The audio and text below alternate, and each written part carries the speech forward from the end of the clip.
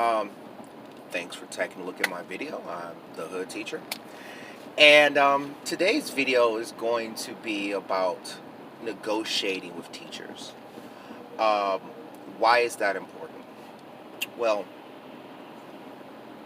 in my experience over the past few years dealing with students in a socioeconomically disadvantaged situation or the hood, I find that students and parents try to get things from me, but they go about it the wrong way. So, for example, one time I had a student who was absolutely off the rails. Student wasn't working in class, wasn't doing the warm up, didn't turn in any homework, um, and then inevitably the parent comes down to the school and says, "Why are you failing my kid?" I'm not failing anyone. I'm a math teacher. I'll tell you how I do grades. I give work, I count points, I put it in the computer fails your kid. How does the computer fail your kid? Because your kid failed your kid. So, no, I didn't fail your kid. Your kid hasn't turned in any work. Therefore, your kid doesn't have any points. Therefore, your kid is failing. I just count and data entry, right? I might give a lesson every now and then. So, another situation, a kid cusses me out in class.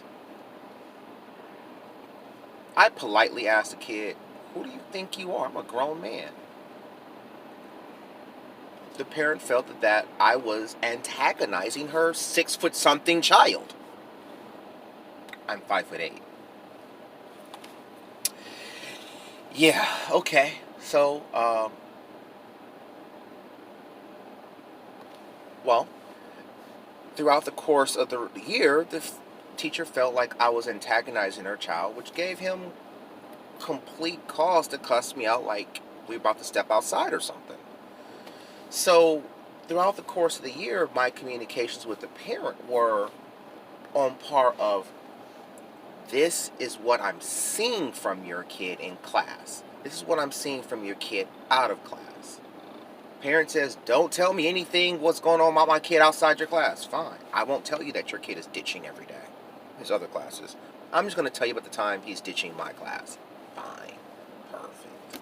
As a parent, if my kid is ditching and you see it, call me immediately. But hey, um, throughout the course of the year, the parent is trying to catch me. You know, we had some meetings. She recorded the meetings without my knowledge. She went above my head. And at the end of the day, 1 + 1 is 2, and little Johnny couldn't put 2 on the paper.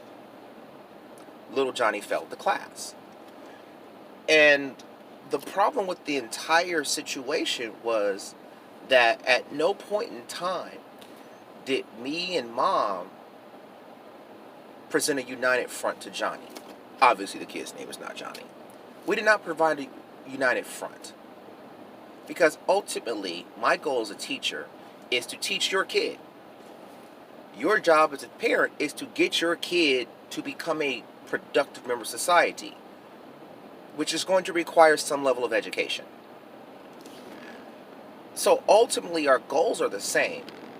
But in this particular situation, the parent was not working with me. The parent was trying to work against me.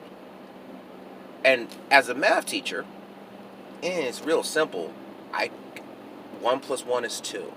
This is not English where, your opinion counts. This is not PE where, people have physical abilities that prevent them from doing certain. 1 + 1 is 2, Johnny. You put 5 on the paper. I'm going to need you to go ahead and repeat this class next year. Sorry. Anyway, um, But that was a classic case of not negotiating with the teacher in a method, in a manner that puts you both on the same page to achieve the same results. Um, Let me give you an example of a student negotiating improperly. Um, Inevitably, when you teach in the hood, you have students who do not have good communication skills.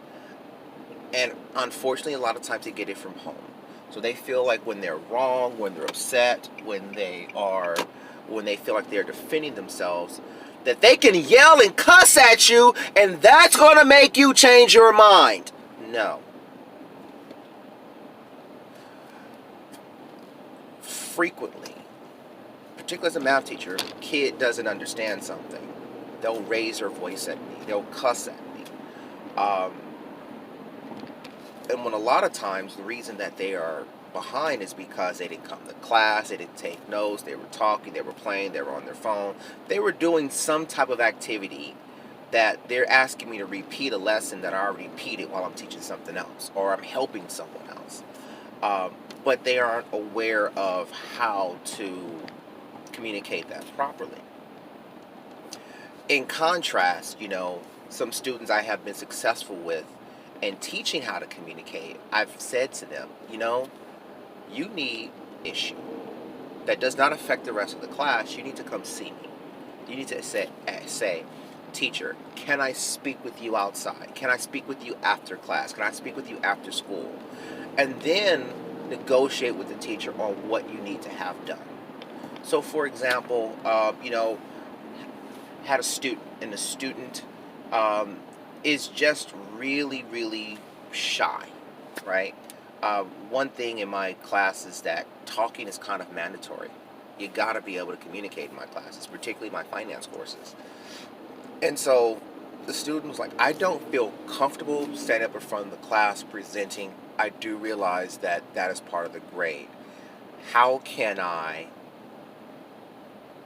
overcome this? And so I made arrangements for the student. Maybe you can present to me individually. Maybe you can do a YouTube video and send it to me. And that's how the student was able to be successful in my class, because they came and presented to me and negotiated with me.